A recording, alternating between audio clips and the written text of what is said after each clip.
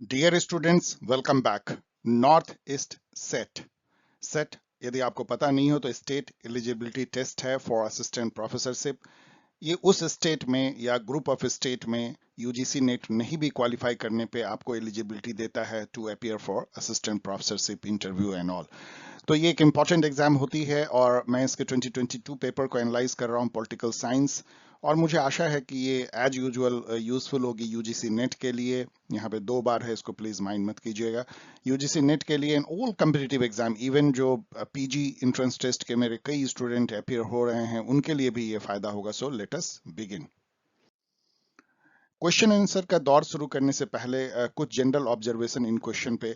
अभी जस्ट मैंने पीएचडी की जो जेएनयू आईआर के क्वेश्चन को एनालाइज किया, उसके रेस्पेक्ट में ये बहुत ही टफ पेपर है और इसकी कट ऑफ लो जाएगी। पहले मैं ये बता दूं, ये इन्होंने काफी डीप में पूछने की कोशिश की है और कुछ इंफॉर्मेशन ऐसे हैं, एटलीस्ट 2-3 ऐसे हैं जो मैंने छोड़ दिया है आपके लिए, बिकॉज जो लिमिटेड टाइम है उसमें खोजना पॉसिबल मेरे लिए नहीं हो पाया है, तो मैंने आपके लिए वो छोड़ दिया है। इसके अलावा ये है कि कई क्वेश्चन में कंफ्यूजन है, कम से कम 5-6 क्वेश्चन में। तो मुझे जो समझ में आया मैंने दिया, लेकिन मैं क्वेश्चन मार्क करूंगा, आप उसको ऑफिशियल आंसर जब आए तो उससे चेक कीजिए और नेट से भी, गूगल से भी चेक कीजिए। तो ये 2 बातें मैं कहना चाहता हूं, लेकिन फिर भी चूंकि क्वेश्चन थोड़ा टफर लेवल का है तो आपको इससे ज्यादा नॉलेज मिलेगी। और एक और बात की कई ट्रिक्स जो है आप इसमें सीख पाएंगे जो बहुत जरूरी है एग्जाम क्रैक करने के लिए। तो प्लीज गौर से सुनिएगा मैं किस तरह से क्वेश्चन को सॉल्व करने की कोशिश करता हूं। केवल मैं आंसर नहीं बता रहा हूं आपको, उस प्रोसेस को भी समझाने की कोशिश कर रहा हूं कि टिप्स एंड ट्रिक कैसे हम एमसीक्यू को क्रैक करने की एक्वायर कर सकते हैं। Now with this let us begin question answer का दौर। Which one of the following does not support Nogic's concept of property right? आपको पता है नॉजिक जो है लिबर्टेरियन थिंकर है। लिबर्टेरियन मतलब extreme kind of classical liberalism, private property को एकदम सैक्रोसैंक्ट मानना, स्टेट को एकदम मिनिमलिस्ट नाइट वॉचमैन मानना, लोअर टैक्स होना, लेसेज फेयर स्टेट होना, and all kind of individualism, extreme individualism and like that. तो उसको जो है नॉजिक सपोर्ट करते हैं। उसमें उन्होंने जो थ्योरी ऑफ जो प्रॉपर्टी दिया है उसमें 3 कंपोनेंट है कि यदि एक्विजिशन, यदि राइट और जस्टिफाइड वे में होता है, यदि ट्रांसफर प्रॉपर्टी का जस्टिफाइड और राइट वे में होता है, और रेक्टिफिकेशन किया जाए यदि अनजस्ट वे में एक्वायर या ट्रांसफर हुआ हो तो उसको ठीक किया जाए। यदि ये तीनों होती है तो उनका कहना है कि एग्जिस्टिंग जो पैटर्न है प्रॉपर्टी एंड वेल्थ का, उसको डिस्टर्ब करने का सोसाइटी या स्टेट को कोई अधिकार नहीं है। तो ये उसमें फिगर नहीं करता है, यही इसका ऑड वन आउट है। नॉजिक की जो ये बुक है एनार्की स्टेट एंड यूटोपिया, इसको जरूर याद रखिए मेरे सभी स्टूडेंट। 1974 की बुक है, एक तरह का जॉन रॉल का जो 71 की बुक थी थ्योरी ऑफ जस्टिस, उसका ये एक जवाब है। इसलिए क्योंकि उनके जस्टिस के अगेंस्ट में जो एक पॉजिटिव लिबरलिज्म का एक या मॉडर्न लिबरलिज्म के तरफ से देखा गया था जिसमें डिस्ट्रीब्यूटिव जस्टिस थी रॉल का, उसके अगेंस्ट में इन्होंने लिबर्टेरियन थ्योरी ऑफ जस्टिस दिया है इस बुक में, जिसको इंटाइटलमेंट थ्योरी ऑफ जस्टिस भी कहते हैं। उसमें बेसिकली उनका यही बात कहना जो मैंने आपको अभी यहाँ पे बताया। थर्ड क्वेश्चन देखिए, 1 के बाद सेकंड इसलिए नहीं क्योंकि बस एडजस्ट करने की बात मैंने कॉपी पेस्ट किया है, 2 आगे दिखेगी, इस तरह से आपको जंबल्ड हर जगह दिखेगा। थर्ड नंबर क्वेश्चन देखिए, which of the following statement are correct. इसमें बहुत लंबे लंबे स्टेटमेंट जो है इकोलॉगिज्म पे है, इकोलॉगिज्म पे। इकोलॉगिज्म जो है एक तरह का डीप इन्वायरमेंटलिज्म है, मतलब जहां पे कि आप जो नॉन ह्यूमन लाइफ है उसको भी मोरल एक वैल्यू देते हैं, उसको भी आप उसी तरह से देखते हैं जैसे ह्यूमन लाइफ है, और उसके साथ सामंजस्य बिठाते हैं। एक तरह का इकोलॉजी और इन्वायरमेंटल के प्रति एक आदर, मोरल भी रिस्पॉन्सिबिलिटी, और लाइफ को ऐसे शेप करना कि सस्टेनेबल डेवलपमेंट हो सके। तो इसको जब आप पूरा पढ़ेंगे तो इसमें एक जगह आप अटक सकते हैं कि ecologism supports both capitalism and socialism. मुझे लगता है कि ये स्टेटमेंट ऑड वन आउट है, क्योंकि यहाँ पे 3 देखिए करेक्ट है, क्योंकि करेक्ट पूछा जा रहा है। आंसर में यदि आप देखेंगे तो इसका मतलब एक ही इनकरेक्ट है। तो एक्चुअली इसको ऐसे भी पूछा जा सकता है, which of the following statement is incorrect. तो मुझे लगता है ये इनकरेक्ट है, लेकिन मैं फिर भी कह रहा हूं कि और इस पे पढ़ लीजिएगा। सेकेंड नंबर क्वेश्चन देखिए, मैच करने का। मैचिंग क्वेश्चन इसमें जितने भी हैं वो सबसे अच्छी बात है कि एक से ही आपका काम बन जाता है, अधिकतर में, कहीं बहुत थोड़े में दूसरे पे जाना पड़ता है। तो यहाँ भी देखिए, यहाँ एक तो बहुत अच्छी प्रिंटिंग नहीं है इसमें। अब यहाँ यदि आप देखेंगे कि शिप रेक सर्वाइवर इन डिजर्ट, तो चूंकि मैंने आपको पढ़ाया है, आप याद कीजिए, ये रोलांड डॉर्किन ने अपने इक्वलिटी ऑफ रिसोर्सेज में एक इमेजिन किया है कि कुछ लोग एक जो है डेजर्ट में सर्वाइवर हैं और वो कैसे जो है वहां प्रॉपर्टी एक्वायर करते हैं और फिर कैसे ट्रांसफर करके, वो उन्होंने एक इमेजिनरी बनाया है सिचुएशन। तो रोनाल्ड डॉर्किन को इसके साथ आप जोड़ दीजिए बी का 1 के साथ में, और आप देखें कि बी का 1 केवल 1 है, तो आपका इससे क्रैक हो जाता है। इनफैक्ट आप इससे भी क्रैक कर सकते थे, अमृत सेन ने कैपेबिलिटी अप्रोच दिया है, तो सी के 4 से भी आप क्रैक कर सकते थे। तो ये इजी है, बाकी को आप मैच कर लीजिएगा। यहाँ पे भी देखिए, एक से जो फोर्थ जो मैचिंग है हम लोग उसको देख रहे हैं। जैसे यदि आप देखें कि मार्क्सिस्ट थ्योरी ऑफ, वैसे तो आपको शायद इसमें कंफ्यूजन होगी मार्क्सिस्ट कितने, लेकिन लिबरल थ्योरी ऑफ सिटीजनशिप में कंफ्यूजन मेरे कुछ स्टूडेंट को तो नहीं होगी, क्योंकि टीएच मार्शल ने जो दिया है वो लिबरल थ्योरी ऑफ सिटीजनशिप है। अभी आपने नॉजिक को देखा, वो लिबर्टेरियन है, तो उन्होंने लिबर्टेरियन थ्योरी ऑफ सिटीजनशिप दिया है। आप यदि इन दो को देखें, ए का 3, तो ए का 3 और बी का 1, तो ए का 3 बी के 1, इसमें 2 से आपका जो है ये क्रैक होता है, तो ये मीडियम लेवल का है। यहाँ पे देखिए शायद इसमें 1 से ही क्रैक हो जाए।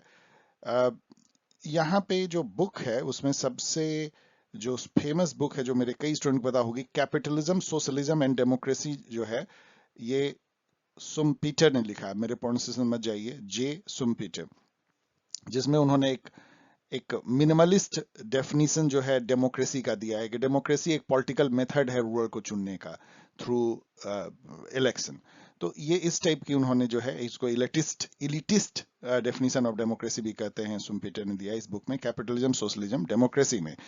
तो डी के टू से देखिए आपका क्रैक हो जाता है, डी के 2 से। तो ये बहुत ही इजी है, क्योंकि यदि आपको एक से क्रैक हो जाता है, बाकी को आप मैच कर लीजिएगा। वैसे यहाँ पे थोड़ी मुझे लगता है गड़बड़ भी है डहल के बुक में। इनका जो बुक था a preface to democratic theory था, यहाँ लिखा है a preface to economic democracy, Robert Dahl का, चेक कर लीजिएगा। 5 नंबर क्वेश्चन देखिए, ये भी जो है आपको लगता होगा गेरवर्थ एंड वाइट, पेन, रिची, लेकिन थॉमस पेन, मेरे कई स्टूडेंट को पता होगा, मैंने कई जगह इसको बताया कि थॉमस पेन ने बुक लिखा था 1790s में, राइट्स ऑफ मैन, बहुत ही रिवॉल्यूशनरी बुक थी। अभी भी मैंने जो सिविल सोसाइटी वाले में भी इसको पढ़ाया है, जो L version of civil society, Lockean version, उसका एक रेडिकल रूप वो देते हैं राइट्स ऑफ मैन में। तो थॉमस पेन का यदि आपको ये पता है तो ये क्रैक हो जाती है सी के 1 से, आपको बाकी जानने की जरूरत नहीं है, आप जस्ट मैच करके देख लीजिएगा। Consider the following statement, 7 number पढ़ रहा हूँ, क्लासिकल लिबरलिज्म स्टैंड फॉर, बहुत ही आसान क्वेश्चन है, वो पता है क्लासिकल लिबरलिज्म किन बातों पे, अच्छा है कि ये क्वेश्चन आपको एक बार रिवाइज करवाती है। State which is merely A watchman, night watchman state या मिनिमलिस्ट स्टेट। इंडिविजुअलिज्म इसका बहुत कोर थॉट है क्लासिकल लिबरलिज्म का। वेलफेयरिज्म नहीं है, वेलफेयरिज्म जो है वो मॉडर्न लिबरलिज्म या पॉजिटिव लिबरलिज्म, जिसको रॉल की कह सकते हैं, या टीएच ग्रीन की कह सकते हैं, उस तरह की जो लास्की का कह सकते हैं, वो वेलफेयर उसमें आता है डिस्ट्रीब्यूटिव जस्टिस। क्लासिकल में वेलफेयरिज्म नहीं आती है, फ्री मार्केट इकोनॉमी जरूर आती है। तो ये 3 है, आप देख लीजिए, ए, बी और डी। तो ए, बी, डी, इजी क्वेश्चन। यहां मैचिंग में देखिए, यहां भी शायद 1 से हो जाता है। देखिए मेरे कई स्टूडेंट को शायद पता होगा कि बर्नहम ने जो है मैनेजरियल रिवॉल्यूशन नाम की बुक लिखी है, मैंने गाइड में भी दिया है, कई जगह बताया भी, इसलिए मैं बोल रहा हूं। तो यदि ऐसा है बी का 2, जैसे मुझे पता था, तो ये क्रैक हो जाती है। उसके बाद आप देख सकते हैं, एक यहाँ पे आपको याद होगा, अभी जस्ट मैंने बताया है, मिलीबैंड वर्सेस पॉलेंजा, इसकी जो डिबेट हुई थी उसमें मिलीबैंड ने इंस्ट्रूमेंटलिस्ट व्यू ऑफ स्टेट लिया था, उससे भी आपको क्रैक हो जाता है। रॉबर्ट पुटनम जो है, पैटमैन, अब यहाँ सॉरी पैटमैन, कैरोल पैटमैन, ये पार्टिसिपेटरी डेमोक्रेसी की बात करती हैं, इससे भी ये सॉल्व हो सकता है। रॉबर्ट डहल जो है वो पॉलीआर्ची, मतलब डिफरेंट ग्रुप, उसकी बात करते हैं, तो इससे भी हो सकता है ये। Guild socialism was associated with, देखिए गिल्ड सोशलिज्म पहले तो है क्या, जो पहले कास्ट गिल्ड होती थी, प्रोफेशनल गिल्ड, ट्रेड गिल्ड, उसको एक तरह का मैनेजमेंट कंट्रोल देना, और वो जो है इंडस्ट्री को कंट्रोल करे और उसके थ्रू सोशलिज्म लाया जाए, ये गिल्ड सोशलिज्म है। मतलब स्टेट के बदले जो है खुद अपने को, जो प्रोफेशनल बॉडी हैं, जो जो आर्टिस्ट के हैं या जो कामगार हैं, बुनकर हैं, वो अपनी जो है मैनेज कर सकते हैं अपने अफेयर को, इंडस्ट्री को। तो ये GDH कोल इसके जो है बहुत फेमस प्रोपोनेंट रहे हैं। इन्होंने बुक लिखा है, आप देख सकते हैं, self government in industry and guild socialism restated, ये सब GDH कोल ने लिखा है। ये सब ब्रिटिश हैं ये, तो बहुत रिवॉल्यूशनरी नहीं है, जो कि ब्रिटेन में आया है तो ऑलवेज ये फेमिनिज्म से थोड़ी बहुत अटैच होती है, ग्रेजुअल चेंज से।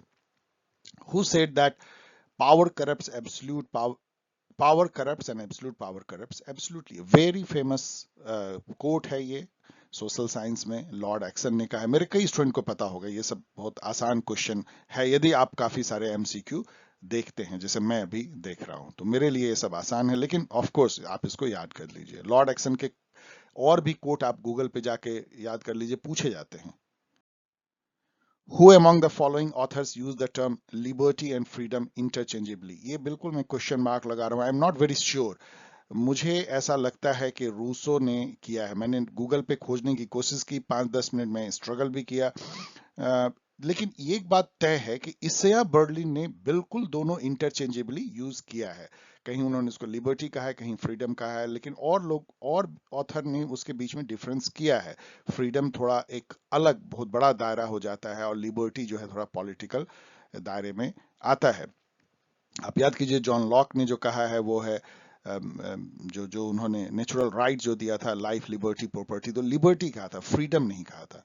रूसो मुझे लगता है, लेकिन आप चेक कर लीजिएगा। The concept of protective discrimination, देखिए प्रोटेक्टिव डिस्क्रिमिनेशन एक तरह का पॉजिटिव डिस्क्रिमिनेशन है या अफर्मेटिव एक्शन है, जहां पे कि जो सब अल्टर्न क्लास है, दबे कुचले मार्जिनलाइज हैं, उनको प्रोटेक्ट करने का, जैसे वुमेन भी हैं, लोअर कास्ट हैं, उनके लिए क्या पॉलिसी ला सकती है कि वो जो सोशल स्ट्रक्चर में दबे हुए हैं या मार्जिनलाइज हैं, वो उनको प्रोटेक्शन मिल सके, वो आगे बढ़ सकें। तो ये सब में चारों में पढ़िएगा तो आपको एक ही थोड़ा बहुत इससे करीब लगेगा। The poor should be protected from the rich, मैं बहुत से कन्विंस नहीं हूं इस वर्ड से, but poor should be protected from the social structure, not from the rich. Which of the following does not confer legitimacy on the power of the ruler? अब देखिए, politics, political science में या politics में जो government या state या government की कह लीजिए या रूलर की कह लीजिए, उसकी लेजिटिमेसी पे बहुत क्वेश्चन आता है कि क्यों लेजिटिमेट है।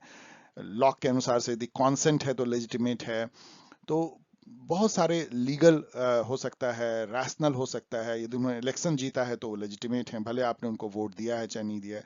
तो लेजिटिमेसी किन किन चीजों से आती है, तो यहाँ पे ये कहा जा रहा है किन किन जो चीजें से लेजिटिमेसी कन्फर होती है रूलर को।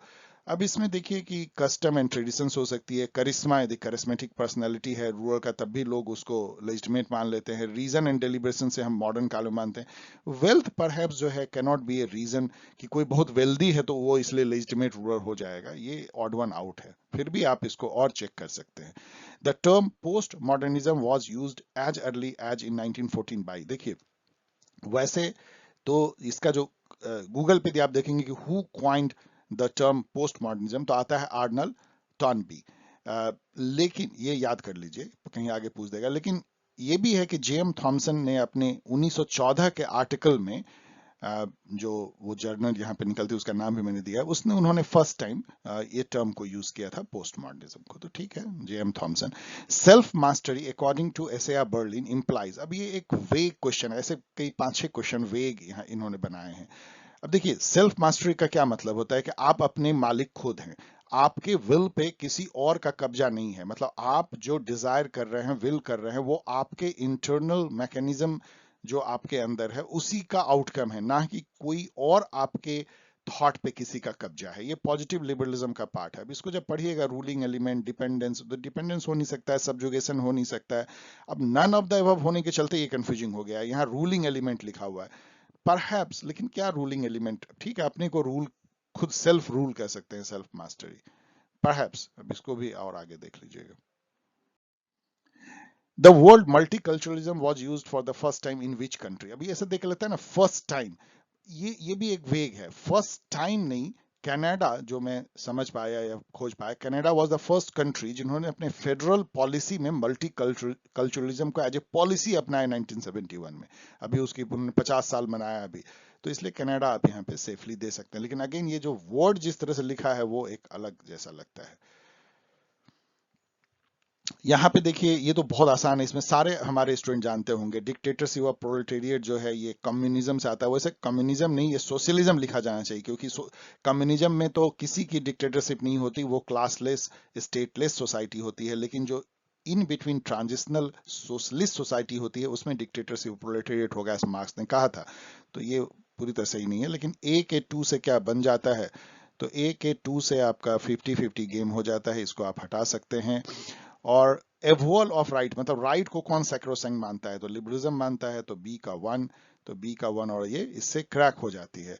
स्टेट का ग्लोरिफिकेशन जो है वो फासिज्म करता है, और स्टेट या ऑथोरिटी को, किसी भी प्रकार की ऑथोरिटी को एनार्किज्म निगेट करता है। रीजन एजर्सन आपको पता है कि इसके ऑप्शंस क्या होते हैं, इसलिए मैं उसको रिपीट नहीं कर रहा हूं, उसको मैंने नहीं दिया जगह बचाने के लिए। ऑथोरिटी इज लेजिटिमेट पावर, यही इसका डेफिनेशन है। ऑथोरिटी और पावर में यही फर्क है। ऑथोरिटी इज लेजिटिमेट पावर, मतलब जैसे प्रधानमंत्री अभी हैं, तो वो एक ऑथोरिटी हैं क्योंकि उनको लेजिटिमेट पावर है, इसलिए वो एक ऑथोरिटी विल्ड करते हैं। तो ये ट्रू है। Power is legitimate force, false. अब इसको आप सोचिए जरा, पावर इज लेजिटिमेट फोर्स, क्या पावर केवल लेजिटिमेट फोर्स होता है? मतलब इलेजिटिमेट फोर्स भी जो है पावर दे सकता है आपको। अदरवाइज टेररिस्ट का कौन सा पावर है, जो जो डकैत होते हैं उनका कौन सा पावर है? सो तो इसका ऑप्शन क्या होगा? 1 इज ट्रू और assertion is true, reason is false, जो सी ऑप्शन होता है। इसके चारों ऑप्शन आपको याद रखने चाहिए। फर्स्ट होता है कि ये दोनों ट्रू है और रीजन एजर्सन को एक्सप्लेन करता है। सेकंड है दोनों ट्रू है लेकिन रीजन एजर्सन को एक्सप्लेन नहीं करता है। थर्ड जो अभी इसमें है कि एजर्सन ट्रू, रीजन रॉन्ग, और फोर्थ है assertion wrong, reason true. Rights are social condition without which no man can seek to be himself at his best. ये हैरोल्ड लास्की का ये कथन है, इसको आपको याद रखना चाहिए। हैरोल्ड लास्की एक लेफ्ट ओरिएंटेड लिबरल थिंकर थे, ब्रिटेन में लेबर पार्टी के लीडर भी थे। ये इंप्लाई क्या करता है? अब ये थोड़ा डीप क्वेश्चन हो जाता है। Right help individual to develop their talent, yes. Rights help individual to develop their career, perhaps yes. Right help individual to develop their personality, yes. Right help individual to develop their consciousness, perhaps yes. लेकिन जो सबसे ज्यादा जो इसमें ये है, सभी true है लेकिन मुझे लगता है ये सबसे पर्सनल, वही यहाँ कहना चाहता है हिमसेल्फ एट हिज बेस्ट, मतलब अपने पर्सनैलिटी को वो परफेक्ट बना सकता है, उसको फ्लोरिश करा सकता है, वही इसमें कहने का मतलब है। अब यहाँ पे मैचिंग है तो चलिए देखते हैं, शायद एक से हो जाए। यहाँ पे देखिए ये एक से नहीं, ये काफी डीप तक जाता है, इसलिए मैंने यहाँ पहले ही टिक मार दिया है। डेविड मिलर ने, पहले रॉल से आइए, रॉल ने जो है थ्योरी ऑफ जस्टिस लिखा है, इसमें तो कोई कंफ्यूजन नहीं है। तो बी का 4, तो बी का 4 दो में है, इसमें और इसमें। और यहाँ देखिए क्या है कि इस जिसमें बी का 4 है उसमें ए का 3 है, तो आपको ये जानना की जरूरत ही नहीं है कि मिलर ने सोशल जस्टिस पे बुक लिखा है, डेविड मिलर ने, क्योंकि ये ए का 3 सही होना ही है, तो दो तो आपको सही हो गया। अब केवल ये जाना है कॉम्बेल और बैरी का। तो यदि आप ये देखें कि बैरी ने जो है, ब्रायन बैरी, इन्होंने बुक लिखा है थ्योरीज ऑफ जस्टिस, वैसे और बहुत लोगों ने लिखा है। तो कैंपबेल बच जाते हैं केवल जिन्होंने की जस्टिस नाम की बुक लिखी होगी या उस पर काम किया होगा। ऑफ कोर्स ये थोड़ा डिफिकल्ट है क्योंकि इसमें लगभग चारों आपको जानना पड़ सकता है। Which of the following describe post feminism as power feminism? मैं बिल्कुल नहीं खोज पाया, मुझे पता भी नहीं है। और लेकिन इतना है कि सुजान फालूदी ने काफी काम किया है पोस्ट फेमिनिज्म पे। पोस्ट फेमिनिज्म है क्या, इसको समझिए। ये एक तरह का, जैसे पोस्ट पॉजिटिविज्म है उस टाइप की है, पोस्ट बिहेवियरलिज्म है। मतलब कि फेमिनिज्म को एक तरह से क्रिटिकल व्यू में देखता है कि क्या उस तरह से उठाने की जरूरत थी क्या, कि एकदम फेमिनिस्ट जो हैं अलग डिफरेंट हैं और उनका जो है मेल से बहुत ही अलग काइंड ऑफ सोशल राइट्स होने चाहिए, उनका दर्जा होना चाहिए। मेल को बिल्कुल एकदम एक दुश्मन की तरह जो ट्रीट करना, क्या वुमेन इस तरह से बिहेव करने से वुमेन लिबरेशन सही है, यानी इस टाइप की थॉट है। ऑफ कोर्स मतलब वुमेन का भला हो लेकिन उस तरह से नहीं जैसे कि रेडिकल फेमिनिज्म में हुआ एंड वैसा, तो उसको पोस्ट फेमिनिज्म कहते हैं। इसमें सुसान फोलिदी ने काम किया तो शायद ये होगा, लेकिन और इस पे पढ़ लीजिएगा। किसने पावर फेमिनिज्म कहा ये मैं खोज नहीं पाया, ये बहुत ही अरबिट क्वेश्चन है मेरे अनुसार से, अरबिट। Some of the argument which are either, ये एक बड़ा इनोवेटिव वे में इन्होंने क्वेश्चन दिया है कि ये ट्रू फॉल्स लिखते हैं और इस तरह से ये टेबल बनाते हैं। तो इसमें मतलब 4 स्टेटमेंट है, आपको देखना है कि ट्रू है या फॉल्स है और फिर सबसे करेक्ट ऑप्शन चुनना है। अब यहाँ पे एक मजेदार ट्रिक देखिए, आप चारों को यदि पढ़ेंगे तो यहाँ पे आप अटकेंगे। Aristotle conceptualized an organic theory of the state, ये बिल्कुल सही है, ट्रू है। उन्होंने organic integrative theory of state दिया। मतलब ऑर्गेनिक क्या है, जो नेचुरली ग्रो करता है, कोई ऐसा वो नहीं है लॉकियन या सोशल कॉन्ट्रैक्टियन की उसको इंडिविजुअल ने क्रिएट किया है स्टेट को। स्टेट वो कहते हैं कि प्रायर है, इन इस सेंस प्रायर है इंडिविजुअल और फैमिली से। स्टेट जो है वो नेसेसरी है इंडिविजुअल फ्लोरिशमेंट के लिए।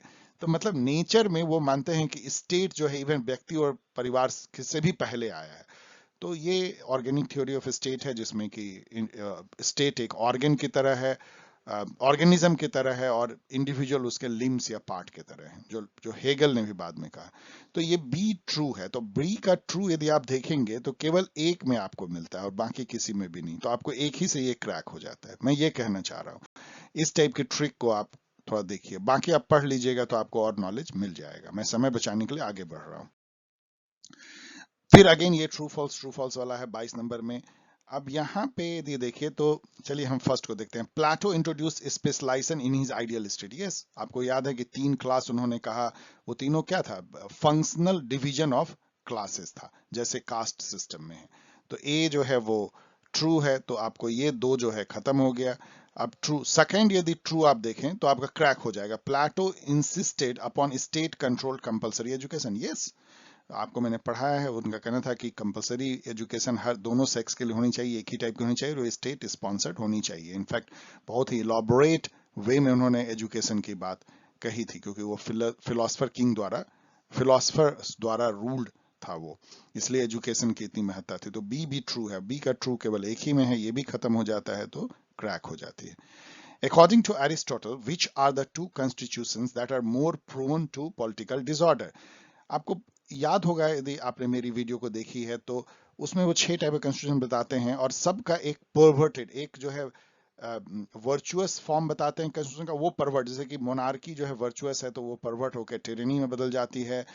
एरिस्टोक्रेसी जो है वो रूल बाय फ्यू है, वो वर्चुअस है तो वो डिजेनरेट होकर ओलिगार्ची में बदल जाती है। और पॉलिटी जो है वो वर्चुअस है, रूल बाय मेनी, तो वो डिजेनरेट होकर डेमोक्रेसी में बदल जाती है। तो ओलिगार्ची एंड डेमोक्रेसी जो है वो परवर्टेड फॉर्म ऑफ को दिखाता है, जो प्रोन टू पॉलिटिकल डिसऑर्डर है। तो मेरे अनुसार से यही सही होना चाहिए। What according to Machiavelli is the greater goal which the prince should pursue? अब यहाँ देखिए, प्रिंस के लिए वो बहुत सारे एडवाइस देते हैं, उसमें रिफाइनिंग कल्चर, सिविक लाइफ, ये उनका मेन गोल नहीं है। Conquest of more and more territory, इस पे लौट के आते हैं। Providing happiness to its citizen subject, not at all. Attainment of glory and riches, of course yes. अब देखिए उन्होंने ये कहा है, ये स्पेसिफिकली कहा है कि प्रिंस का एम होना चाहिए attainment of glory and riches. इसका मायने आप समझ सकते हैं, बहुत इस पे डिबेट होता है, attainment of glory and riches. Conquest of more and more territory, लगता तो है कि शायद ऐसा उन्होंने कहा, लेकिन उन्होंने ये कहा था कि प्रिंस को अपने स्टेट को मेंटेन करना है, ये उसका प्राइम है कि उसका स्टेट बचा रहे और वो ग्लोरी और रिचेस प्राप्त करे, ना कि वो बहुत को एक्वायर करे और फिर बिखर जाए। तो शायद मैं यहाँ पे अगेन क्वेश्चन मार्क कर रहा हूँ, इसको चेक कर लीजिएगा, मुझे लगता है कि ये ज्यादा प्लॉजिबल आंसर है। Out of the following which one is correct about Hobbes political thought? एक ही करेक्ट है, आप ये समझिए, विच वन इज करेक्ट। तो Hobbes was interested in limiting political authority, not at all, तो लेवाइथन की कल्पना करते हैं unlimited political authority, absolute monarchism. Hobbes was primarily concerned with the question of liberty, not primarily, वो peace and इसके लिए थे। Hobbs was interested in constructing ideal state, not at all. Hobbes was concern with the question of anarchy and insecurity arising, ये इनका main concern था कि भाई यदि war of all against all से बचना है तो तुमको लेवाइथन टाइप का स्टेट की परिकल्पना करनी पड़ेगी। उनके लिए ये था कि स्टेट जरूरी है पीसफुल लाइफ के लिए, पीस एंड ऑर्डर सब कुछ है तभी हो सकता है, जो कि हिंदू पॉलिटिकल थॉट में भी है कि जब पीस है तभी जो है धर्म भी फॉलो हो सकता है। यदि वो एनार्की हो जाए, सब कोई सबसे लड़ने लगे, तो फिर वो धर्म को भी आप फॉलो नहीं कर सकते हैं। इसीलिए पीस एंड ऑर्डर मेंटेन करना ये सबसे बड़ा धर्म होता है राजा का। Examine the following assertion and reason. तो Hobbes justifies revolution on the ground that people possess natural right. No, Hobbes नहीं कहते, ये लॉक कहते हैं। हॉब्स इस तरह की बात, उनके लिए तो सभी राइट लगभग छोड़ करके हम सोशल कॉन्ट्रैक्ट में जाते हैं, एक्सेप्ट एक जो right to life and preservation है, तो ये फॉल्स हो गया। Hobbes Leviathan commands complete loyalty from the people, yes true, तो ये कौन सा हो जाएगा, ए फॉल्स, ये ट्रू। ये which are among the following is not a feature of Locke's theological premises। Theological premises जिन्होंने कहा, ओके एनीवेज, आप इसको जब पढ़ेंगे, बहुत लंबा लंबा मैं टाइम बचाना चाहता हूं, तो यहां पे आप आके अटक जाएंगे कि liberty can not exist in the absence of social economic political equality. Lock ने कभी इस टाइप की बात नहीं की, क्योंकि पता है कि जब प्राइवेट प्रॉपर्टी को आप प्रेशर देंगे तो there will be social economic and even political inequality, तो इसलिए लिबर्टी लेकिन उसके साथ रह सकती है, बाकी सब इनकी सही है मेरे हिसाब से। Out of the following which is not correct about Rousseau, not correct, ये सबको ध्यान दीजिएगा, कई बार हम लोग करेक्ट पढ़ लेते हैं, नॉट करेक्ट इसलिए इसको कैपिटलाइज किया था कि आप गौर से देखें। तो यहाँ पे ना आप ये डेट आपको बचा लेता है, इसलिए इजी क्वेश्चन होता है। 1688 से जो है कोई नाता इनके किसी राइटिंग का नहीं है, क्योंकि इनका टाइम पीरियड ही नहीं है। रूसो ने अपनी जो बुक लिखी है वो 18th सेंचुरी में लिखी है, 1750 62 में उनकी 62 में सबसे अधिक 2 बुक आती है, इमिली एंड सोशल कॉन्ट्रैक्ट, इसलिए 1688 के बाद उन्होंने ये नहीं लिखा है, तो इसको आप हटा दीजिए, बाकी सब सही है, पढ़ लीजिएगा। Who among the following thinkers are associated with early socialism sentiment term as utopian socialism. Utopian socialism मैंने आपको बताया, रॉबर्ट ओवन है, सेंट सेमन है, चार्ल्स फूरियर हैं और मेनी अदर हैं, लेकिन उसमें जो है ट्रॉटस्की जो है वो नहीं है, ट्रॉटस्की तो लेनिन के साथ ही थे, तो वो कैसे हो सकते हैं, इसलिए ABC जो है उसको आप कर सकते हैं। Bentham was supporter of which theory of right, of course legal theory of right. Bentham ने एक जो सेंटेंस कहा था, ये बहुत एग्जाम में पूछा था कि he called natural law and natural right as nonsense built on stilts. Stilt मतलब होता है ऐसा बांस का जिसके ऊपर असम उसम में घर बनाई जाती है, तो उनका यही कहना था कि ये जो है ना स्टिल्ट पे बेस जो है नॉनसेंस है, ये नेचुरल लॉ और नेचुरल राइट की बात करना, तो लीगल राइट सब कुछ उनके लिए लॉ था। Bentham the father of utilitarianism in England. Who among the following thinkers for the first time, ये जो first time है उस पर गौर कीजिए, इसलिए ये आंसर आपको कार्ल मार्क्स बनता है। First time realized that the working classes were being deprived of their due share in capitalist economy based on laissez-faire individualism। ये first time यदि आप देखेंगे तो कार्ल मार्क्स, क्योंकि ये सब उसके बाद आए हैं। मिल वैसे लगभग कंटेम्प्रेरी थे, लेकिन इस टाइप की बात उन्होंने कोई ऐसी फर्स्ट टाइम नहीं की थी। मार्क्स ने कैपिटलिज्म के बुराई को उजागर किया था।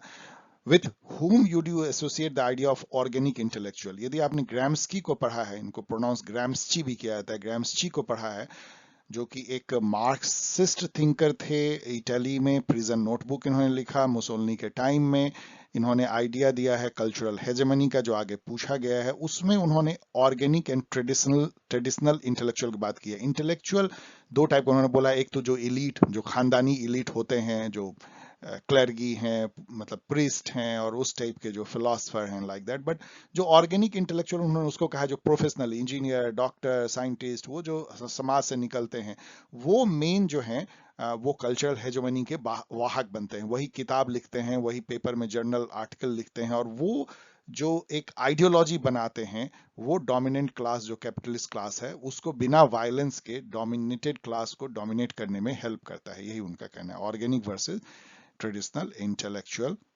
Gramsci। The Chemical Weapon Convention was signed by 130 country। इसी टाइप के ऑर्बिट क्वेश्चन के लिए मैंने इस बार जो IR गाइड लिखा है उसमें ढेर सारे कन्वेंशन दे दिए, उसमें ये भी कन्वेंशन है, तो आप उस तरह का देखना चाहिए आपको। यदि आप कंपटीशन तैयारी कर रहे हैं तो मेरी स्ट्रांग सलाह है कि आप IR गाइड को डाउनलोड कर लीजिए। ये 1993 में हुआ था। अब इसमें क्या नॉलेज है, जस्ट आप जानते हैं तो जानते हैं। ग्राम्स्ची फिर लौट के आ जाते हैं, concept of Marxism highlight hegemony, popular national culture, organic intellectual. All, यहाँ पे मैं आपको क्यों यहाँ टिक मार रहा हूँ, ऑल पे गौर कीजिए, जहां भी ऑल रहे, यहाँ भी आपको ऑल है, जहां भी ऑल है आप ज्यादा चांस है कि वो सही होगा, उसको आप नेग्लेक्ट मत कीजिएगा। इसमें बेवकूफी ये होगी, मैं भी कर सकता हूं कि हेजेमनी पे मैं टिक मार के आगे बढ़ जाऊं खुशी खुशी कि हाँ मैंने इसको क्रैक कर लिया, लेकिन नीचे ऑल भी छिपा हुआ है, यही सही है।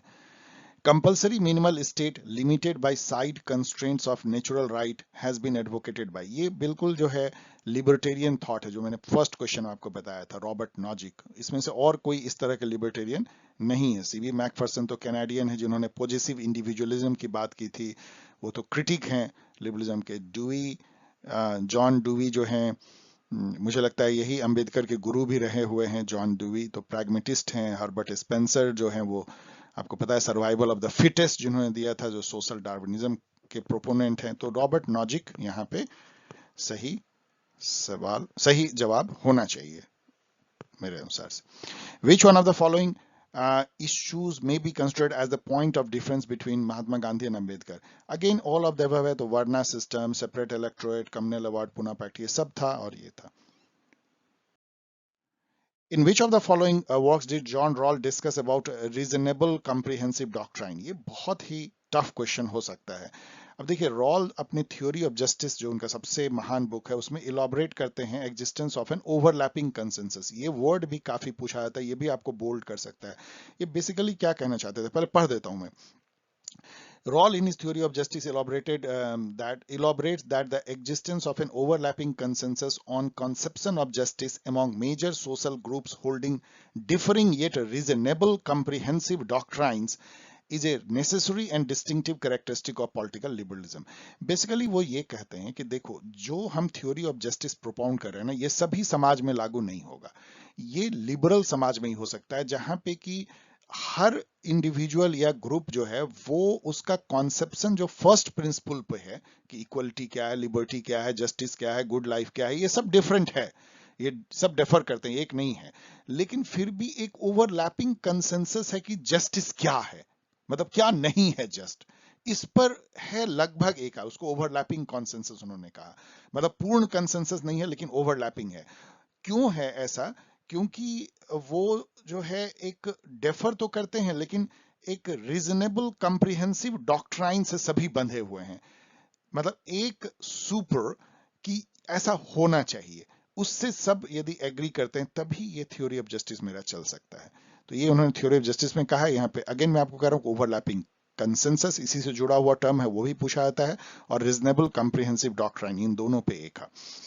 The journal Kudi Arasu is associated with, तो कुदी एरसू जो है इसका मायने जो है द रिपब्लिक इंग्लिश में होता है। ये इन्होंने शुरू किया था, पेरियार ने शुरू किया था, ईवी रामास्वामी। बस एक जीके का क्वेश्चन है, डिफिकल्ट।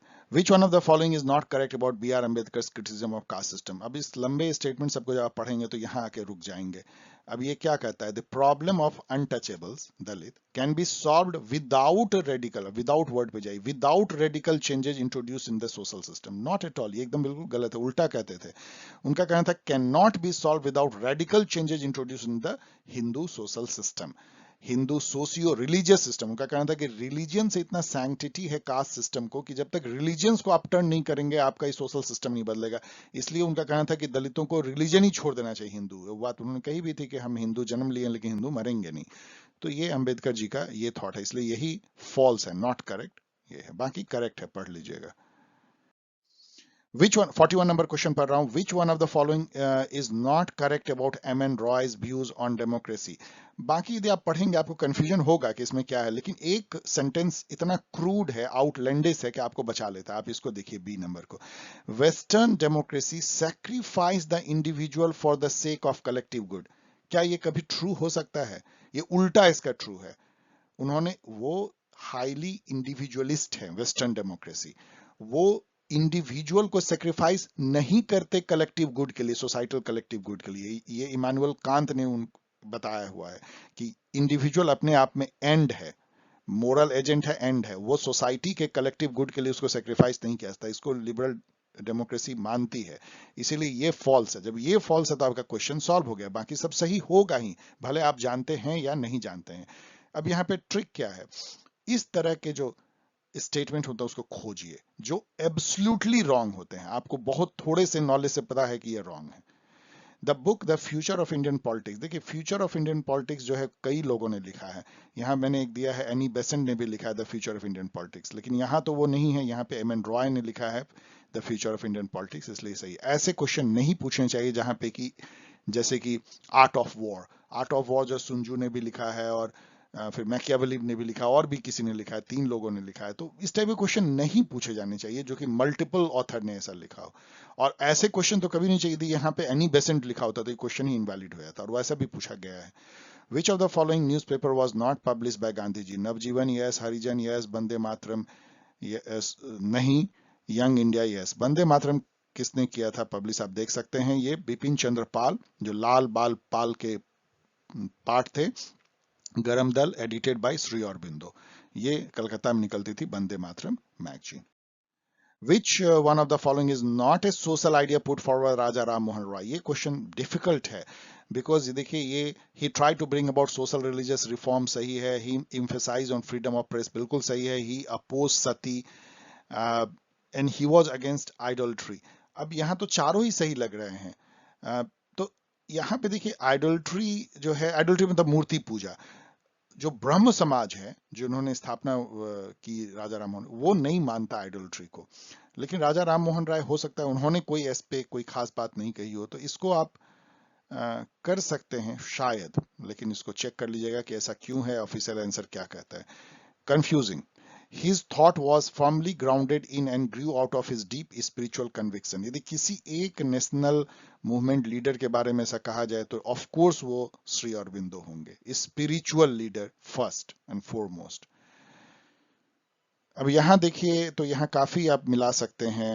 एनिलिसन ऑफ कास्ट जो है अंबेडकर जी ने लिखा है, बहुत फेमस, मेरे कई स्टूडेंट जानते होंगे। इससे शुरुआत करते हैं डी के 3 से और यही क्रैक हो जाती है, बाकी आप मैच कर लीजिएगा। Very very easy question. Who is the author of book nationalism?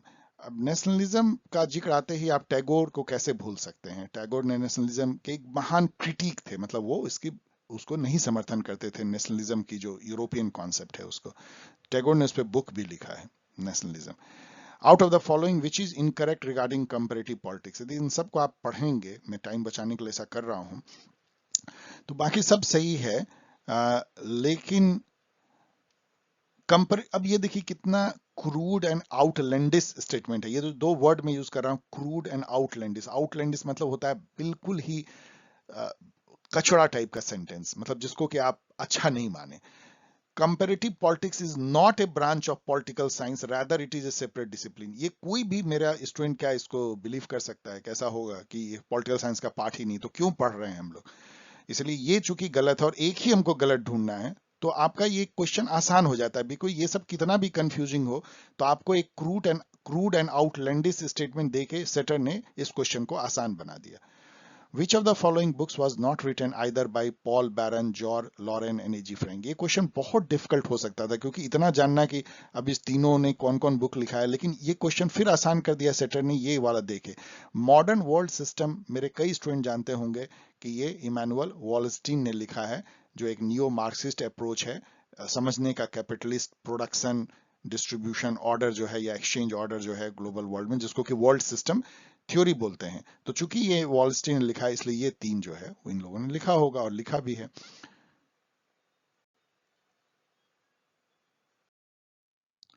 According to Almond and Verba, the individuals in parochial culture, आपको पता है उन्होंने 3 टाइप का कल्चर की बात की थी, उसमें से एक है parochial culture, subject culture, participative culture. Parochial culture में ये तीनों ओरिएंटेशन लो होता है, कॉग्निटिव, अफर्मेटिव एंड इवेल्युएटिव, तो ये तीनों ही लो होता है। यहाँ अगेन ऑल है तो हम ज्यादा चांस है ऑल सही होगा, इसलिए भी।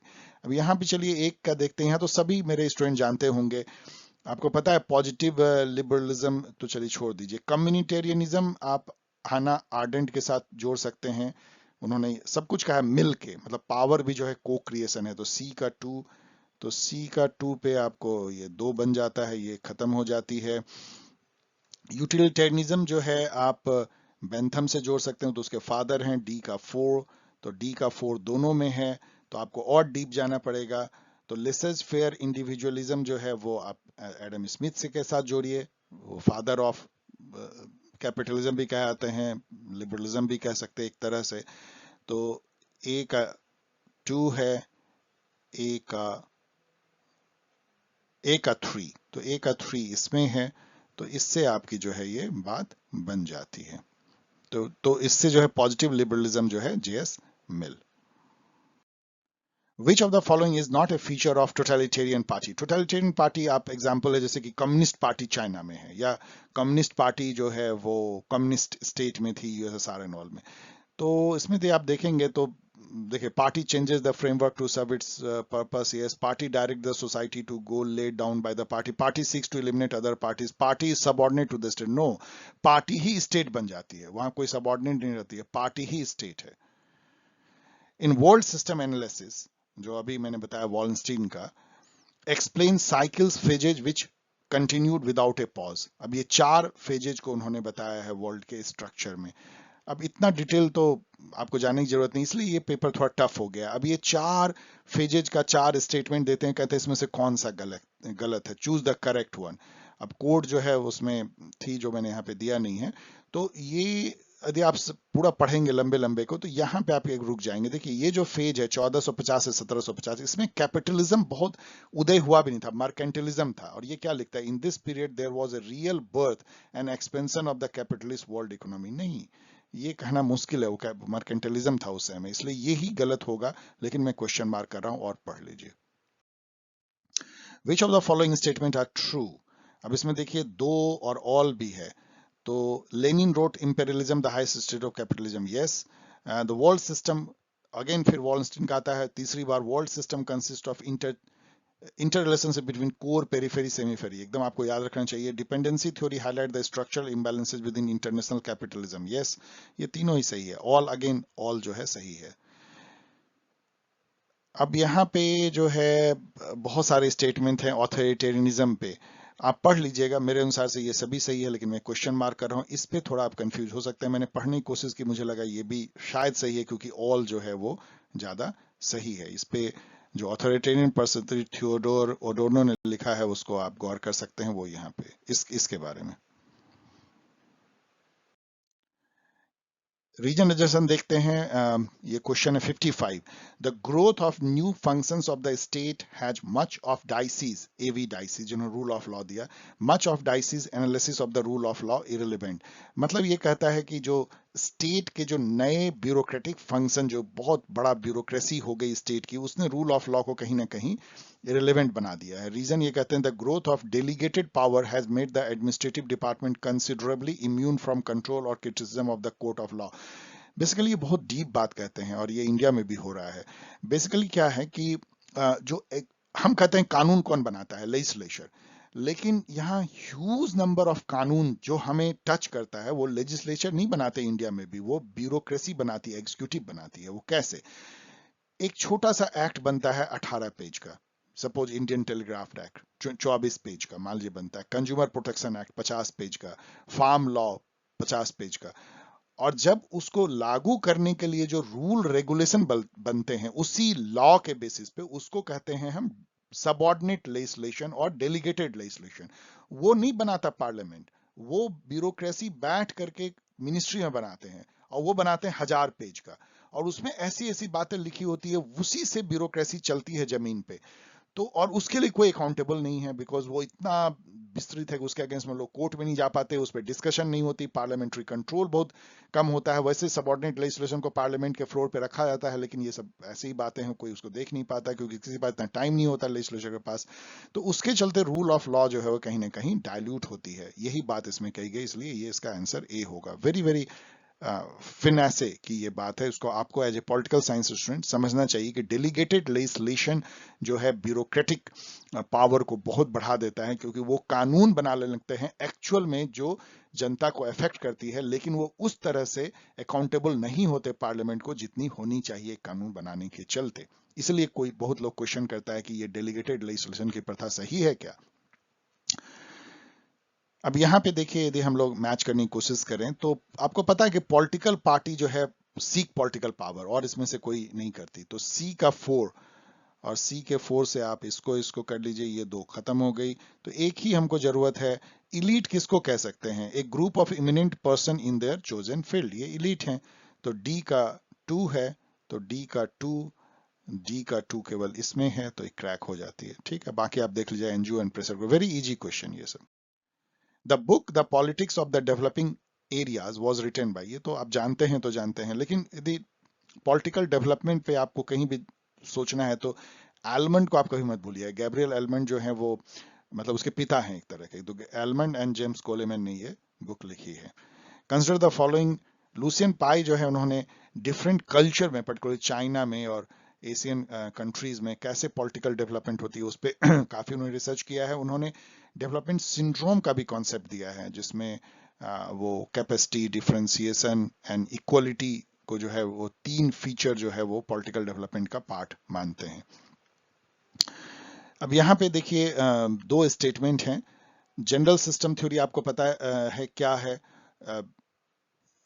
लुडविग वॉन बर्टन फ्लाई, ये नाम भी याद कर, उन्होंने दिया था बायोलॉजी में जनरल सिस्टम थ्योरी, जिसको कि डेविड स्टर्न ने कंपैरेटिव पॉलिटिक्स में लाया, मॉर्टन कापलान ने इंटरनेशनल रिलेशन में लिया, काफी उसको यूज हर सोशल साइंस में किया जाता है सिस्टम थ्योरी को। सिस्टम जो है एक तरह का ब्लैक बॉक्स माना जाता है। ये सिस्टम है जो कि जिसमें अंदर में कंपोनेंट पार्ट होते हैं जो मिल करके आपस में इंटरेक्ट करते हैं और होल बनाते हैं। इन्वायरमेंट से ये जुड़ा होता है, इनपुट से ये आउटपुट देता है, और एक फीडबैक लूप से भी जुड़ा होता है। इसको सिस्टम कहते हैं। पॉलिटिकल सिस्टम हो सकता है, इकोनॉमिक सिस्टम हो सकता है, लीगल सिस्टम हो सकता है, सोशल सिस्टम हो सकता है। किसी भी आप फिनोमिना को आप सिस्टम अप्रोच से समझ सकते हैं। तो ये general system theory is highly attractive from the stand point of empirical research. Yes, true. The theory has been criticized, the general system theory, for failing to adequately cater the concept of political power influence. Yes, क्योंकि ये black box बना देता है। अब अंदर में आप घुसते नहीं है तो आप बहुत ज्यादा ये सबको नहीं देख पाते हैं। तो दोनों ही सही है, both 1 and 2 are correct. Which of the following is a characteristic of modernization? अब ये वही जो डिफरेंस जो मैंने आपको कहा लुसेन पाई का डेवलपमेंट सिंड्रोम, वो है डिफरेंशिएशन, इक्वलिटी, कैपेसिटी। तो ऑल ऑफ द, फिर अगेन वो ऑल जो है ट्रू हो जाती है Lucian Pye. To whom international relation can be transformed from a jungle of chaotic power politics to a zoo of regulated and peaceful। अभी just मैंने PhD IR में भी इस क्वेश्चन को सॉल्व किया था। वुड्रो विल्सन जिन्होंने कि 14 पॉइंट प्रिंसिपल दिया था पीसफुल वर्ल्ड ऑर्डर के लिए, उसी पे लीग ऑफ नेशन का कॉन्सेप्ट बेस्ड था, और वो खुद ही आया था इमैनुअल कांत के परपेचुअल पीस थ्योरी से, जिसपे कि डेमोक्रेटिक पीस थ्योरी भी माइकल डॉयल ने लिखा है।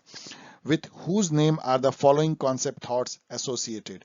अनइक्वल एक्सचेंज, तो अब ये एक एक करके देख सकते हैं। अनइक्वल एक्सचेंज जो है समीर अमीन ने दिया। अनइक्वल एक्सचेंज क्या है?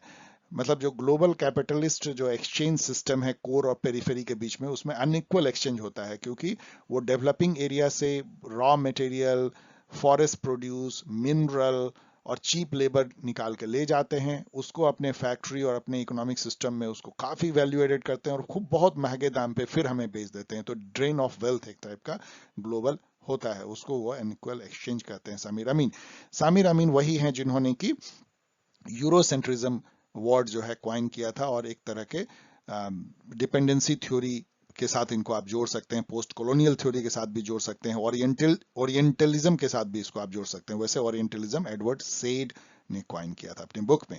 तो जब एक ही चूंकि इसमें है तो आपका यही सॉल्व ही हो जाता है। तो फिर हैबरमास जो है उन्होंने डिस्कोर्स इथिक्स दिया। हैबरमास के बारे में जरूर आपको बहुत कुछ पढ़ना चाहिए, बहुत जगह मिलेगा, एंड बाकी आप मैच कर लीजिएगा। कॉर्डोसो भी जो है वो डिपेंडेंसी थ्योरी से जुड़े हुए हैं। One on which of the following, मैं पढ़ रहा हूँ 63 number, which of the following Raymond Aron based his explanation of international relation? ये बहुत ही डिफिकल्ट क्वेश्चन है, लेकिन रेमन एरन ने अपने बुक जो सेमिनल बुक थी पीस एंड वॉर, उसमें उन्होंने कहा था कि इन 4 अप्रोच से आईआर को पढ़ना चाहिए। Theory, sociology, history and praxeology. Praxeology मतलब कि स्टडी ऑफ ह्यूमन एक्शन है, कैसे ह्यूमन एक्ट करते हैं, हमारे एक्शन प्रैक्टिसेस। तो ये जो है यहाँ पे है डिफिकल्ट, ये सब क्वेश्चन बहुत डिफिकल्ट है। Out of the following who belong to the school of neo realism in inter. अब ये उतना ही, ये बहुत टफ तो ये उतना ही आसान। आपको पता है केनिथ वॉल जो है ये जनक है नियो रियलिज्म के, जिसको स्ट्रक्चरल रियलिज्म भी कहते हैं। अब ये इतना लंबा सा है, मैं पढ़ भी नहीं पा रहा हूं, मैं थकता जा रहा हूं। आपको मैं ये कह रहा हूं कि इसको आप पढ़िएगा, तो मैंने यहाँ अंडरलाइन कर दिया एनी डिस्टिंक्शन, एक्सक्लूजन और रेस्ट्रिक्शन। तो ये चूंकि वुमेन के किसी भी डिस्टिंक्शन एक्सक्लूजन की बात करते हैं, तो यदि यहाँ आप पढ़ेंगे तो एक ही इसमें आपको फिट बैठेगा, क्योंकि convention on elimination of all forms of discrimination, केवल यही इसमें ऑल फॉर्म है। बाकी आप देखेंगे तो discrimination in education, political right, nationality of married women, तो ये सब हो ही नहीं सकता है। ये इतना आसान इसलिए बन जाता है बिकॉज एक ही इसमें से फिट बैठता है। अब यहाँ देखिए ये मैचिंग में स्टॉकहोम कॉन्फ्रेंस जो कि फर्स्ट कॉन्फ्रेंस थी इन्वायरमेंट पे, मतलब ह्यूमन इन्वायरमेंट पे, वो 1972 में हुई थी। उसके 20 साल बाद 1992 में रियो अर्थ समिट हुई थी। तो इसी के बाद जो है वो यूएनईपी बनी थी, यूनाइटेड नेशन इन्वायरमेंटल प्रोग्राम, जो अफ्रीका में बेस्ड है। बहुत कम ही यूनाइटेड नेशन की एजेंसी अफ्रीका में, इसलिए भी ये आईआरजीके का पार्ट बन जाता है। तो ए का टू से क्या बात बनती है, तो इससे जो है बनती है, लेकिन 50-50 गेम होता है। तो क्योटो प्रोटोकॉल हमें सबको पता है, मेरे स्टूडेंट को 1997 में हुआ था। तो सी का थ्री और ये हमारा क्रैक हो जाता है, बाकी को मैच कर लीजिएगा। Which one of the following is not applicable for International Committee on Red Cross? International Committee Red Cross एक बहुत ही यूनिक ऑर्गेनाइजेशन है। ये आईजीओ नहीं है, मतलब इंटर गवर्नमेंटल ऑर्गेनाइजेशन नहीं है, लेकिन ये उसके कई रोल जो है आईजीओ टाइप के हैं। है वैसे वॉलंटरी इंटरनेशनल ऑर्गेनाइजेशन, ह्यूमैनिटेरियन का काम करती है। इसको बहुत सारे जिनेवा कन्वेंशन और अदर यूएन कन्वेंशन के चलते इसको बहुत सारे राइट्स हैं वॉर में काम करने का, क्योंकि इन्होंने अपनी ऐसी रेपुटेशन बनाई है। तो इंटरनेशनल ह्यूमैनिटेरियन लॉ जो है ना, उसके काफी पीछे उनका फोर्स है। तो ये सब सही है, लेकिन यहाँ पे आप देखिए क्या कहता है। इट सीम्स टू एज्यूम, मतलब Red Cross, that ratification and domestic legislation is not necessary for state compliance with the rule of IHL. ये अगेन एक क्रूड स्टेटमेंट है। कोई भी इंटरनेशनल लॉ बनता है, यदि उसको कोई नेशन स्टेट लाइक इंडिया अपने पार्लियामेंट में उसको रेटिफाई ना करे, उसको अप्रूव ना करे, तो वो सीधा लागू हो जाएगा। रेड क्रॉस बोलेगी कि इंटरनेशनल लॉ बन गया इसलिए आपको मानना ही मानना है, ऐसा नहीं होता है। इसलिए ये क्रूड स्टेटमेंट है, ये रॉन्ग है, बाकी तीनों सही है। तो क्रूड स्टेटमेंट को पहचानने का सेंस डेवलप कीजिए मेरे student. With reference to the 70 number पढ़ रहा हूँ। With reference to the union government consider the following statement. बहुत सारे आप कॉन्स्टिट्यूशन क्वेश्चन है जो आसान है, आपके लिए सैवियर है। The Constitution of India provides that all the cabinet ministers shall be compulsorily sitting member of the Lok Sabha. No, आपको पता है कई मेंबर जो है पार्लियामेंट के मेंबर होने चाहिए, वो भी 6 महीने के अंदर। कोई भी व्यक्ति को प्राइम मिनिस्टर रिकमेंड कर सकता है, मिनिस्टर प्रेसिडेंट अपॉइंट कर सकता है, 6 महीने के अंदर उसको राज्यसभा या लोकसभा का मंत्री बन जाना है, सेंट्रल मिनिस्टर के लिए, स्टेट में किसी भी हाउस का। तो ये फॉल्स है। The union cabinet secretariat operate under direction of ministry of parliamentary. False. जो कैबिनेट सेक्रेटरीट है सीधा प्राइम मिनिस्टर के अंदर जो है ये काम करता है। कैबिनेट सेक्रेटरी जिसको हेड करता है कैबिनेट सेक्रेटरी, जो ओवरऑल एडमिनिस्ट्रेशन यूनियन का मिनिस्ट्री का देखता है, कैबिनेट की बैठक, उसका minutes and coordination and all. तो ये दोनों फॉल्स है, neither one not two. Who is the author of the book 20 year crisis? अब ये सब बहुत ही आसान क्वेश्चन होने चाहिए, यदि आप हैं डीप इनटू दिस प्रिपरेशन है तो E.H. कार ने इसको लिखा है। Which one of the following states was not a member of ASEAN when it was established 1967? तो ये आपको नॉलेज भी दे रहा है कि एशियन का एस्टेब्लिशमेंट जो है वो 1967 में हुआ है। 5 कंट्री इसके फाउंडर मेंबर थे, Indonesia, Malaysia, Philippines, Singapore, Thailand. इसमें वियतनाम नहीं है, ये तो जस्ट जीके है। The following are the statement regarding the article of Indian constitution on rights. इसमें से कह रहा है कौन सा ट्रू है। अब यही पहला ही आपको अटक जाइएगा। Article 301 pertains to right of property. No, यहाँ पे दिया हुआ है कौन सा, 300A है, तो ये रॉन्ग है। बाकी ये दोनों, अब दोनों में ये भी गलत है, ये सेटर ही ने गलत कर दिया। यहाँ इन्होंने लिखा है right to property is a legal right but not a fundamental right. It is a legal right of course, लेकिन it is more than a legal right, it is a constitutional right. What is difference between legal right and constitution right? देखिए 3 type के rights हम Indian को मिलते हैं। सबसे जो sacrosanct right है वो फंडामेंटल राइट है, जो चैप्टर 3 कॉन्स्टिट्यूशन में दिया गया, पार्ट 3 में। वो जस्टिसिएबल है कोर्ट में, हम सुप्रीम कोर्ट को direct under article 32 writ petition दायर कर सकते हैं यदि हमारे फंडामेंटल राइट का इंफ्रिंजमेंट हो रहा है। तो सबसे सैक्रोसैंक्ट राइट। सेकंड नंबर पे है कॉन्स्टिट्यूशनल राइट, जैसे राइट टू प्रॉपर्टी, जो कि कॉन्स्टिट्यूशन के किसी आर्टिकल में वर्णित है, लिखा हुआ है। एंड उससे छोटा राइट है लीगल राइट, जो किसी कॉन्स्टिट्यूशन के आर्टिकल में तो नहीं लिखा हुआ है, लेकिन किसी स्टैट्यूट या लॉ में लिखा हुआ है, तो वो लीगल राइट है। तो इसीलिए ये भी गलत है, लेकिन चूंकि इसमें कोई ऑप्शन है ही नहीं ओनली 3 का, तो चलिए 2 और 3 को राइट मान लीजिए। बट आपको जानना चाहिए difference between legal right and constitutional right.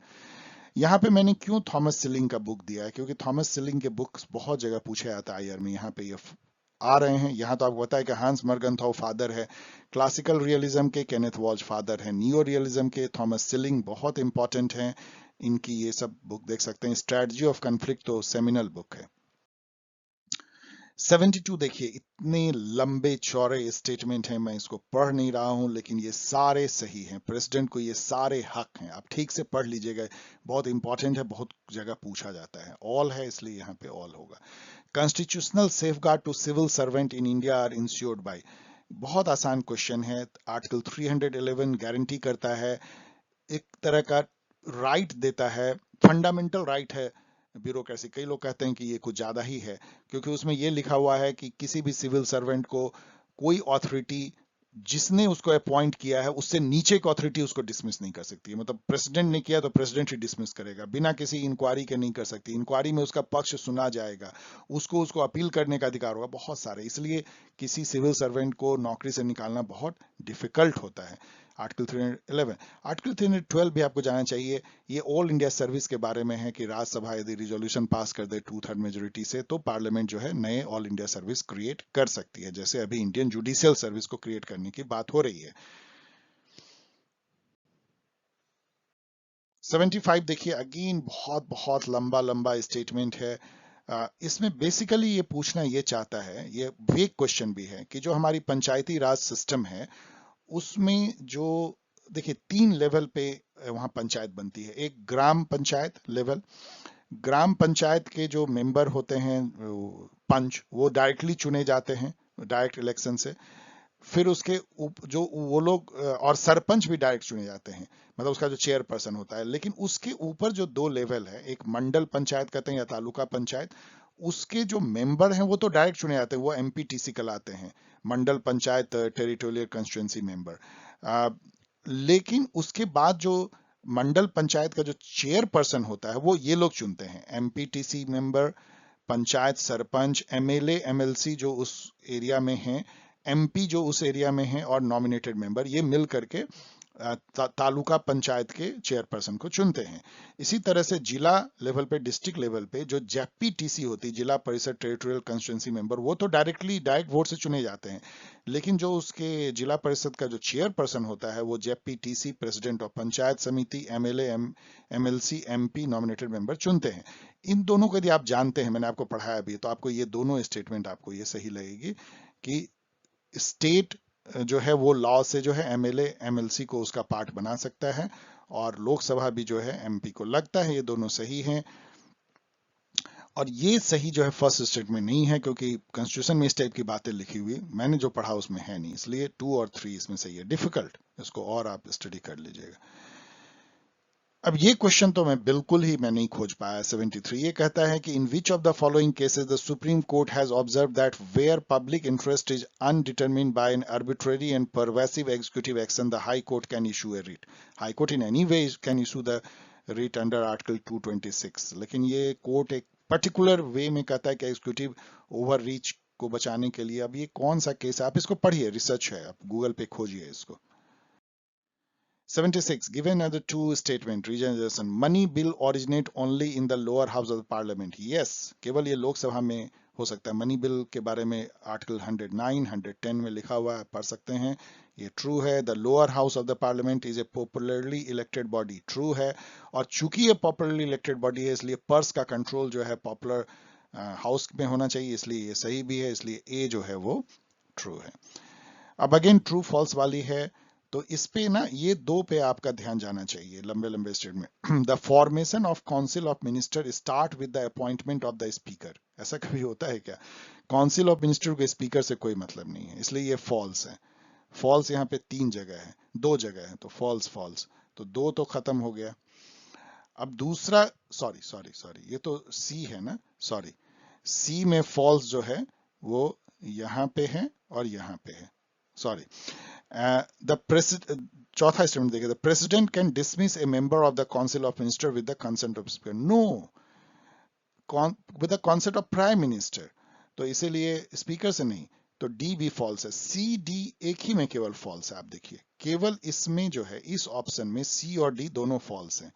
इससे आपका काम बन जाता है। तो आपको ट्रू के बजाय इस टाइप का पैटर्न इसमें ढूंढिए जहां पे कि आपको मिल जाए। मैंने पहले बताया, इसका मतलब ये दोनों जो भी है वो इसमें जो है वो सही है, दोनों ट्रू ट्रू है, इसका मतलब सही है। आप सीधा इसे ज्ञान भी प्राप्त कर सकते हैं।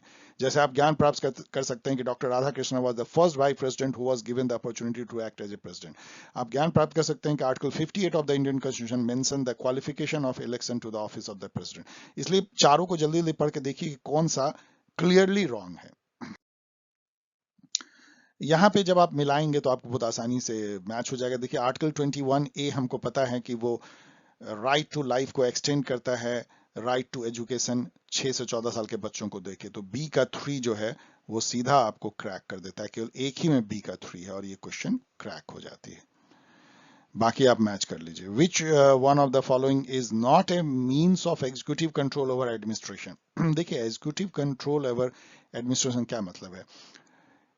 एडमिनिस्ट्रेशन भी पार्ट ऑफ एग्जीक्यूटिव है, लेकिन जो कंट्रोल है वो लेजिस्लेटिव कंट्रोल हो सकता है एडमिनिस्ट्रेशन पे, जुडिशियल कंट्रोल हो सकता है और एग्जीक्यूटिव कंट्रोल हो सकता है। सो एग्जीक्यूटिव कंट्रोल जो है सिविल सर्विसेज कोड है, एडवाइजरी एजेंसी है, स्टैट्यूटरी अपील है, लेकिन appeal to public opinion can not be treated as executive control over administration. Common sense है, तो इसीलिए ये सही है। ये 79 नंबर क्वेश्चन है। Following are the statement in the regard to the chief minister of Indian state. ये सब पढ़ लीजिएगा। मेरे अनुसार से ये सारा सही है चीफ मिनिस्टर के बारे में, पढ़ लीजिएगा। और यदि आपको और कंफ्यूजन हो तो थोड़ा रिसर्च भी कर लीजिए। फिर अगेन ट्रू फॉल्स देखिए, ट्रू फॉल्स। तो government of India act 1935 included 3 list. आपको पता है कि गवर्नमेंट ऑफ इंडिया एक्ट 1935 ने फेडरलिज्म को प्रतिपादित किया था, या फेडरल कॉन्स्टिट्यूशन था वो। तो उसमें 3 लिस्ट थी, जैसे कि federal list, state list, province list बोलते थे, एंड कंकरेंट, जो अभी बाद में अपनाई गई। तो ए जो है वो ट्रू है, ट्रू है।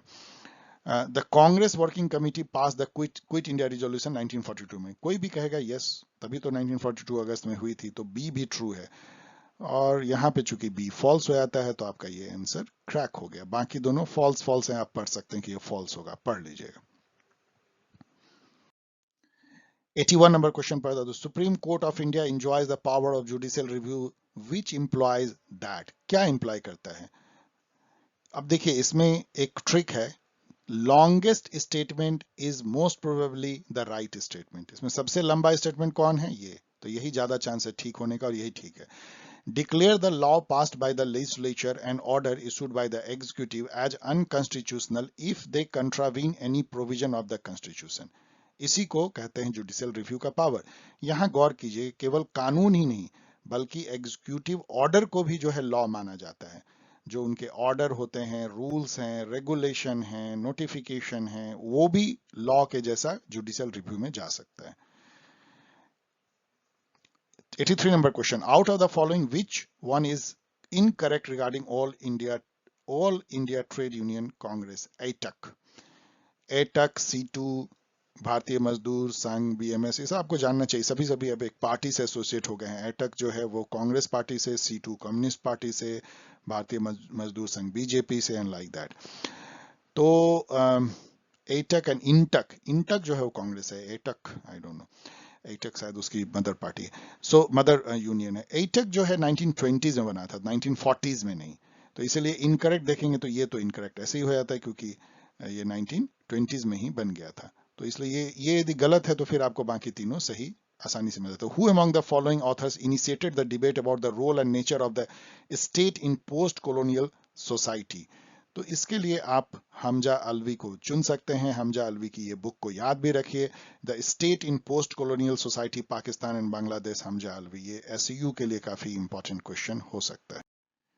सचर कमीशन सेटअप हुई थी मुस्लिम के कंडीशन को इंडिया में देखने के लिए। That is the only commission जो कि मुस्लिम माइनॉरिटी के लिए सेटअप की गई थी। तो इसलिए चूंकि यहाँ पे और कोई नहीं है, नन ऑफ द अबव होगा, ये सब नहीं था उसका। Out of the following which is not A type of electoral system in democracy? FPTP है, प्रोपोर्शनल है, मिक्स सिस्टम है, लेकिन पोलराइज प्लुरलिज्म नहीं है। पोलराइज प्लुरलिज्म एक तरह का पार्टी सिस्टम है, सार्टरी ने दिया था। Which one of the following is a non-फेडरल character of the Indian Constitution? ये सब लड्डू क्वेश्चन है, वेरी इजी. नॉन-फेडरल मतलब जिसके चलते कि हम इसको अधूरा फेडरलिज्म कहते हैं, वो है स्ट्रॉन्ग सेंटर, यही तो है. एसिमेट्रिकल फेडरलिज्म, बाकी सब ठीक है. डिवीजन ऑफ पावर है, सुप्रीमेसी कॉन्स्टिट्यूशन है, रिजिड कॉन्स्टिट्यूशन है, डिवीजन ऑफ पावर है. 88. Which one of the following is not correct regarding legislative relation between center and state? ये सब कुछ जब आप पढ़ेंगे तो यहाँ पे आप अटक जाएंगे. Parliament cannot legislate on the subjects of state list during president rule in the state. No, can, not हटा दीजिए तब ये सही हो जाएगा. Not से गलत हो जाएगा. It can legislate. जब स्टेट में प्रेसिडेंट रूल लागू हो तो वो एक तरह का वो यूनिटरी हो जाता है, वो स्टेट की सारी पावर लेजिस्लेटिव एडमिनिस्ट्रेटिव सेंटर के पास आ जाती है. इसलिए ये तो बाकी तीनों सही है. लंबे लंबे स्टेटमेंट में पढ़ लीजिए. 89 नंबर क्वेश्चन पढ़ रहा हूं. Who coined the term Congress system? Of course, Rajni Kothari. ये सब लड्डू क्वेश्चन है. Who is the author of the famous book India's Political Economy Gradual Revolution? उतना फेमस तो नहीं है, बट फिर भी फ्रेंसाइन फ्रैंकल ने इसको लिखा है, याद कर लीजिए. यहाँ पे अतुल कोहली की भी बुक जो democracy and discontent govern the rising crisis of governability in India, ये बहुत ही फेमस बुक है. प्रणब बर्धन ने पॉलिटिकल इकोनॉमी पे काफी अच्छी बुक लिखी. जगदीश भगवती की काफी सारी बुक है, हमको याद रखना चाहिए. Examine the following assertion. चलिए, scientific management neglected the human side of the organization. बिल्कुल true है. It viewed organization mechanically. Yes, true है. दोनों ही true हैं और ये इसका explain भी करता है, तो A है. ठीक है.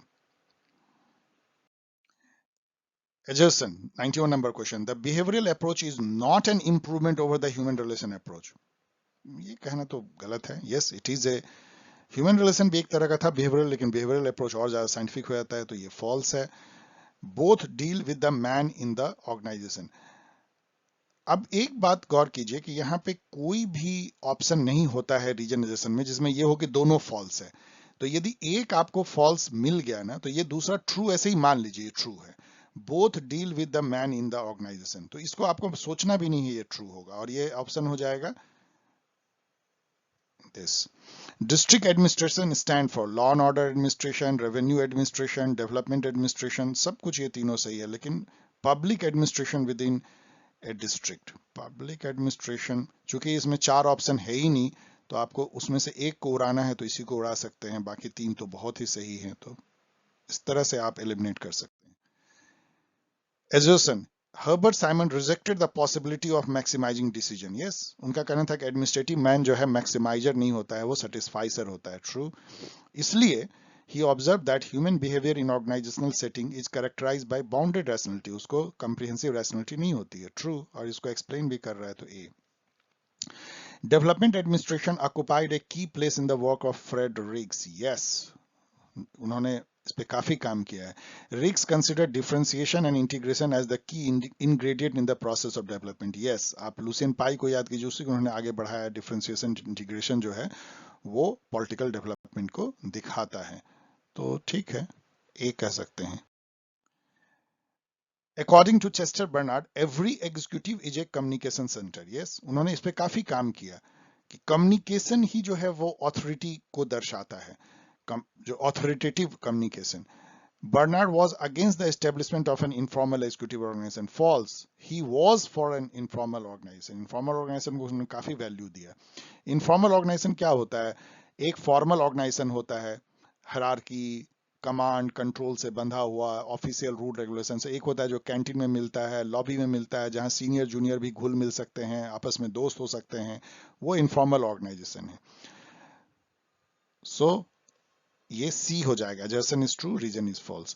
Taylor developed scientific method in management to increase the efficiency of worker. Yes, true. Taylor's approach was welcomed by the US trade union. No, नहीं ऐसा था. वो लोग इनफैक्ट बड़ा अजीब हुआ कि ट्रेड यूनियन भी इसके अगेंस्ट हो गए, और जो मैनेजरियल जो मैनेजमेंट जो मैनेजर्स जो थी, वो लोग यूनियन तो नहीं होता, लेकिन मैनेजमेंट क्लास भी दुखी हो गए इससे. दोनों ही दुखी थे, लेकिन फिर भी इसको काफी पॉपुलैरिटी मिली. सो इट इज सी.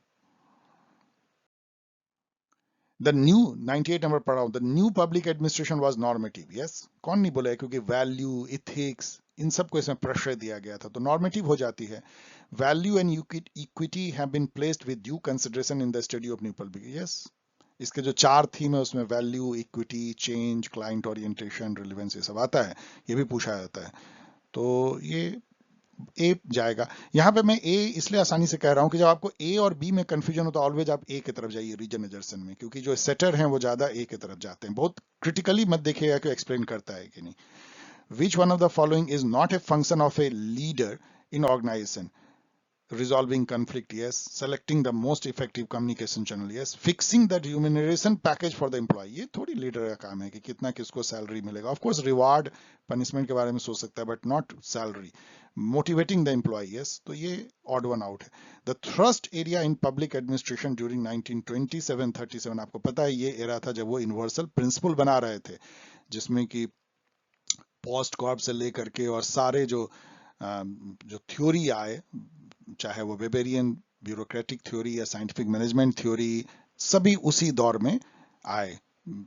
तो इसलिए इसको प्रिंसिपल का दौर कहते हैं, ये जो दौर था। उसके बाद चैलेंज का दौर शुरू हो गया, उस पर चैलेंज की गई हर्बर्ट साइमन एंड अदर।